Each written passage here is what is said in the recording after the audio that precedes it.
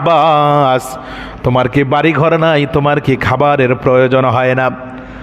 তোমার আব্বা আম্মাকে কি দেখতে মন চায় না? আব্দুল্লাহ ইবনে আব্বাস একটা চিৎকার মেরে বললেন, ইয়া রাসূলুল্লাহ, ইয়া হাবিবাল্লাহ, মা বাবাকে মাসের পর মাস, বছরের পর বছর না দেখে থাকতে পারি গো নবীজি, কিন্তু এই নূর নবীজির নূরানি চেহারা একটা সেকেন্ডের জন্য আমি না দেখে থাকতে পারি না। বলেন আল্লাহু আকবার।